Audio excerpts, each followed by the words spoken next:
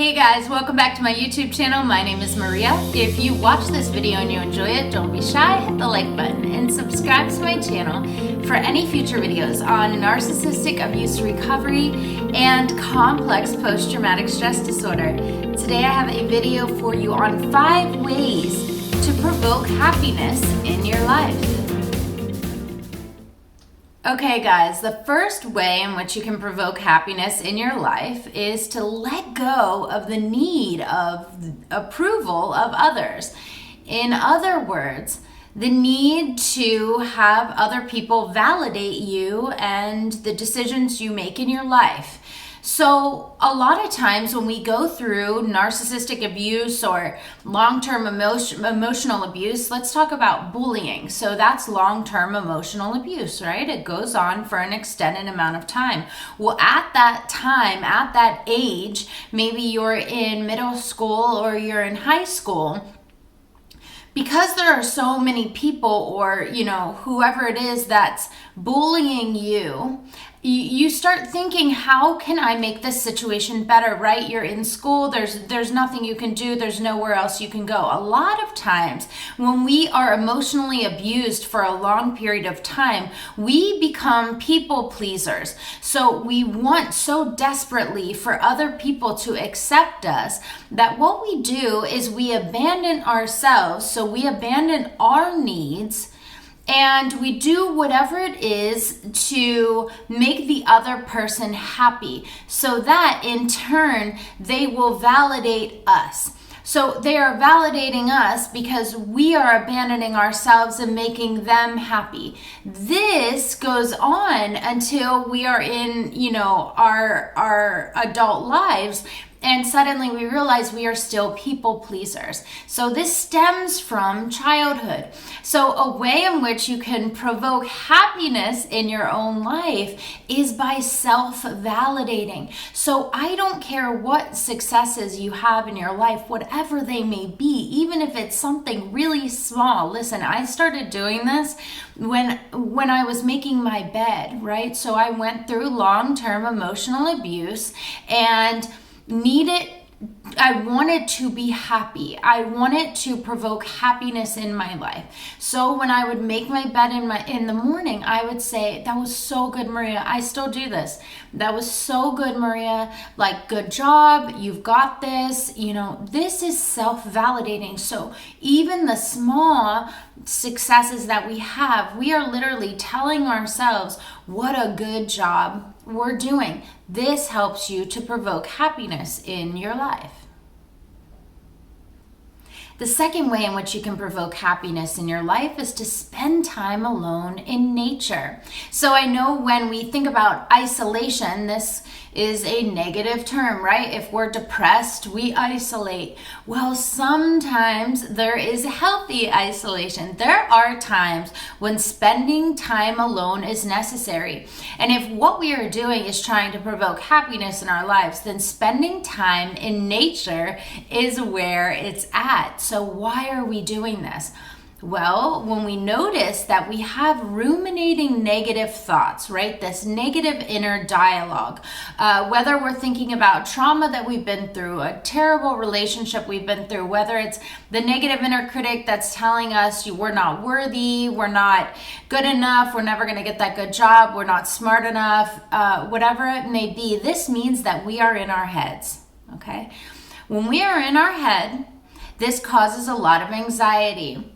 What we need to be is back in our body. So how do we become in our body? We become in the present. So to be in the present moment, I suggest spending time in nature. So how I did this in my own healing journey was I made sure I took walks every single day.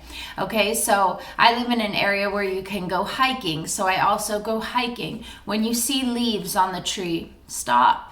Feel the leaves, feel the textures, smell them, all right? All of this stuff brings you back into the present moment. This takes you out of your head and back into your body. This helps you to provoke happiness in your life. The third way in which you can provoke happiness in your life is to satisfy the needs of your inner child. So you hear a lot of people talk about doing inner child work or reparenting their inner child. Well, it can get complicated, and a lot of people just don't do it because they don't know where to start. So let me suggest this to you. It can be very, very simple. So when we have these ruminating thoughts, when we have this anxiety, it's important to stop and to ask your inner child one question, and that is, what do you need right now? What do you need right now? So your inner child is going to tell you all kinds of things. Your inner child might need to sleep. Your inner child might need to be around safe people. They might need to be by themselves, and they might just need a sandwich. Okay? You never know what your inner child needs unless you ask them. But to provoke happiness in your life, it's very important to get in touch with the needs of your inner child.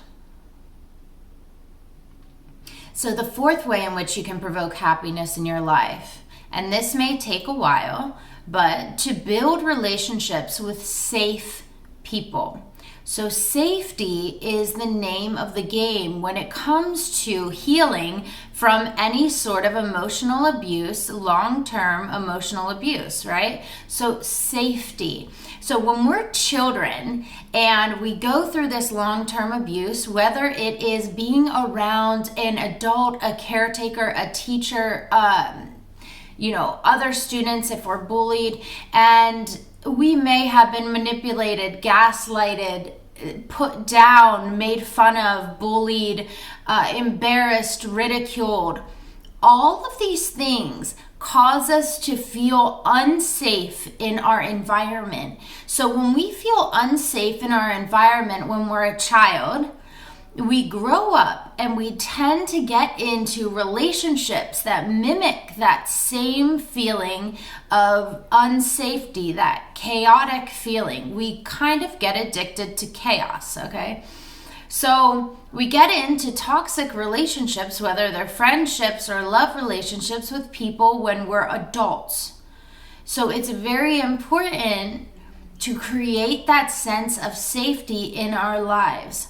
So to provoke happiness in your life, you need to build relationships with safe people, whether these are people that you meet in different help groups, support groups that you're in, or a friend that you've had that is a consistent person since childhood, and you want to give that friendship some extra time to build and to grow.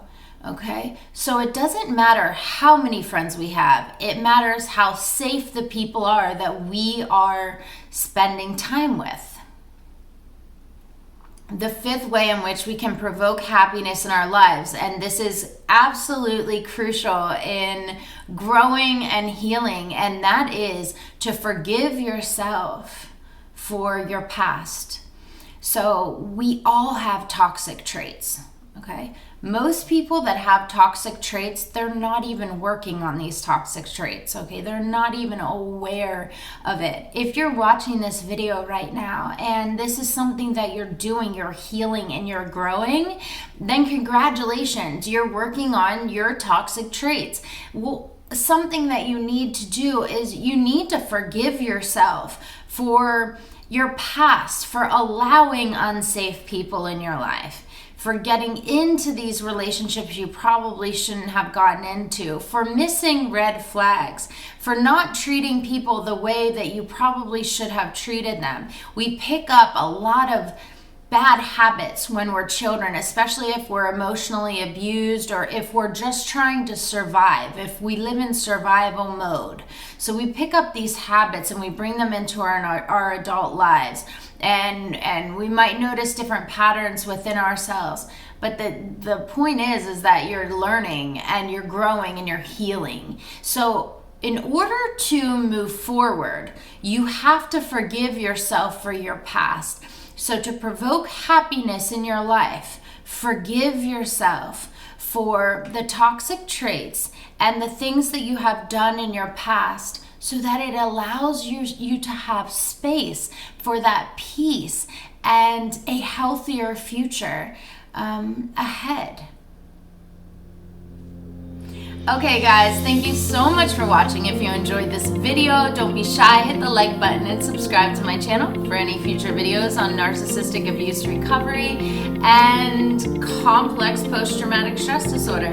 And as always, I wish you all the love in the world.